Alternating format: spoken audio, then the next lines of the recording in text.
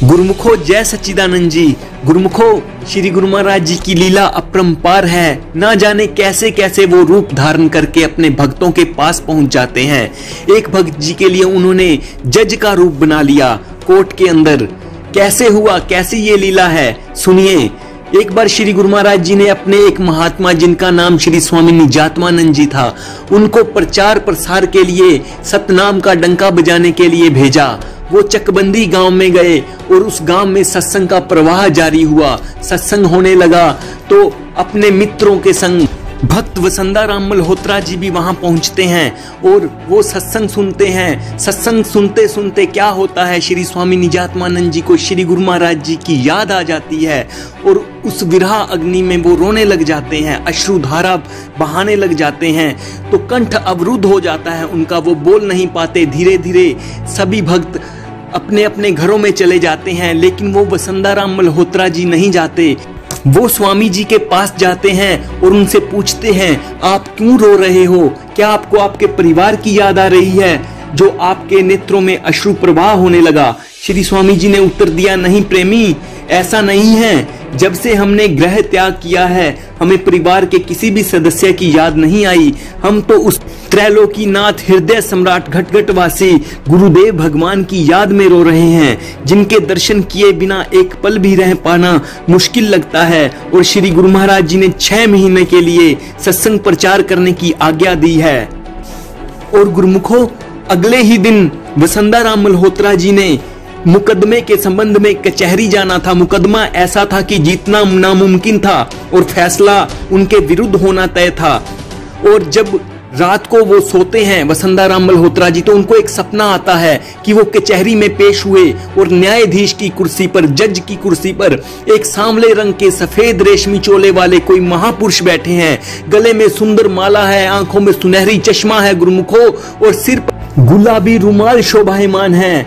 जज की ऐसी वेशभूषा देख पूछा कि ये जज कब आए हैं, तो पता चला कि पुराने जज का तबादला हो गया है और ये नए जज आज ही आए हैं। आपका मुकदमा चला और बयान सुनने के पश्चात जज साहब ने फैसला आपके पक्ष में कर दिया और कहा, वसंताराम बरी। मुकदमा जीतने की खुशी में आप फूले नहीं समाये और आपकी नींद खुल गई। ये विचार करने लगे ये कैसा सपना था और ये नए जज कौन थे, किंतु इसे अपने मन का भ्रम जानकर सपना समझकर मन के संकल्प को शांत कर लिया। दूसरे दिन आप निश्चित समय पर कचहरी पहुंचे, केस चला और फैसला वहां भी आपके पक्ष में हुआ और सुनाया गया कि वसंताराम बरी। दिल में एक अजीब सी कशिश थी, क्योंकि जो सपना आया था, सपने में वो जज थे जो वो श्री गुरु महाराज जी स्वयं थे प्रेमियों। और वो छवि, वो भोला भाला मुखड़ा, वो सुंदर नूरानी मुखड़ा वसंताराम जी की आंखों से ओझल नहीं हो रहा था और वो स्वामी निजात्मानंद जी से मिलना चाह रहे थे। कब उनसे मिलूं, कब सुनाऊं ये सपना। इतने में वो स्वामी निजात्मानंद जी के पास पहुंचते हैं और सारा वृत्तांत सुनाते हैं, सारा सपना सुनाते हैं। और सपने में जो देखते हैं, स्वामी निजात्मानंद जी उनसे पूछते हैं कि उस जज की वेशभूषा कैसी थी, हमें बताओ। जैसे ही वो बताना शुरू करते हैं गुरुमुखो, अपने गुरु महाराज जी का स्वरूप वैसा ही नूरानी, जैसा वो कहते हैं कि सिर पर गुलाबी रुमाल था, सुंदर चश्मा था, हाथ में छड़ी थी, गले में सुंदर माला थी, रेशमी सफेद चोला था।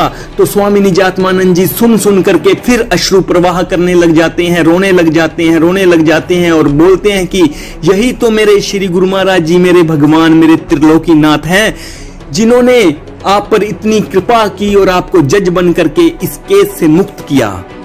और ये शब्द सुनकर वसंताराम मल्होत्रा जी स्वामी निजात्मानंद जी के श्री चरणों में गिर पड़ते हैं और याचना करते हैं कि अपने गुरुदेव के दर्शन करा दो एक बार। और श्री स्वामी निजात्मानंद जी कहते हैं कि हमें आज्ञा नहीं है, जिस दिन हमें आज्ञा होगी तो हम आपको दर्शन करवा देंगे। तो गुरुमुखों आने वाले टाइम में फिर वो स्वामी वसंताराम मल्होत्रा जी भी श्री गुरु महाराज जी के दर्शन करते हैं और बाद में श्री गुरु महाराज जी को समर्पित होकर के वो भी एक विख्यात संत बन जाते हैं और उनका नाम श्री स्वामी विचार आत्मानंद जी महाराज रखा जाता है। और वर्तमान में उनका समाधि स्थल फतेहाबाद हरियाणा में है। तो गुरुमुखो श्री गुरु महाराज जी अपने भक्तों के लिए ना जाने कैसे कैसे रूप बनाते हैं। बोलो जयकारा, बोल मेरे श्री गुरु महाराज की जय।